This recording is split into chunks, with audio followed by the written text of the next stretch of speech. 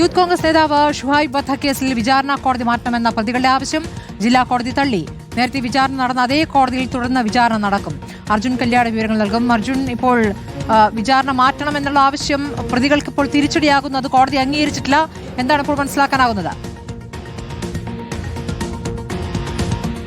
സ്മൃതി, തീർച്ചയായിട്ടും ഇത് ആകാശ് തില്ലങ്കേരി ഉൾപ്പെടെ കേസിലെ 17 പ്രതികൾ അവരുടെ ആവശ്യമായിരുന്നു ഈ വിചാരണ കോടതി മാറ്റി മറ്റൊരു കോടതിയിൽ വാദം കേൾക്കണമെന്നുള്ളത്.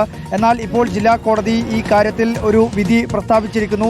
ആ കോടതിയിൽ തന്നെ, അതായത് നേരത്തെ ഏത് കോടതിയിലാണോ ഈ കേസിന്റെ വിചാരണ നടന്നിരുന്നത് അതേ കോടതിയിൽ തന്നെ തുടർന്നും വിചാരണ നടന്നാൽ മതി എന്നുള്ള തീരുമാനമാണ് ഇപ്പോൾ കോടതി സ്വീകരിച്ചിരിക്കുന്നത്. പ്രതികൾക്ക് ഇത് തിരിച്ചടി തന്നെയാണ്. നേരത്തെ ഈ കേസിന്റെ വിചാരണ നടക്കുന്ന വേളയിൽ ഒന്നാം സാക്ഷിയെ വിസ്തരിച്ച് രണ്ടാം സാക്ഷിയിലേക്കും മൂന്നാം സാക്ഷിയിലേക്കും അന്വേഷണം കടന്ന ഘട്ടത്തിൽ പ്രതിഭാഗം അഭിഭാഷകർ ഈ കോടതിയിൽ നടപടിയിൽ അല്ലെങ്കിൽ വിചാരണ നടപടിയിൽ നിന്നും നിന്നിരുന്നു. അതിനെ തുടർന്ന് ഈ പ്രതികളുടെ ജാമ്യം റദ്ദാക്കുകയും അവരെ ജുഡീഷ്യൽ കസ്റ്റഡിയിലേക്ക് മാറ്റുകയും ചെയ്തതാണ്. പിന്നീട് ഹൈക്കോടതിയെ സമീപിച്ചാണ് കേസിലെ 17 പ്രതികളും പിന്നീട് ജാമ്യം നേടി ജയിൽ മോചിതരായത്.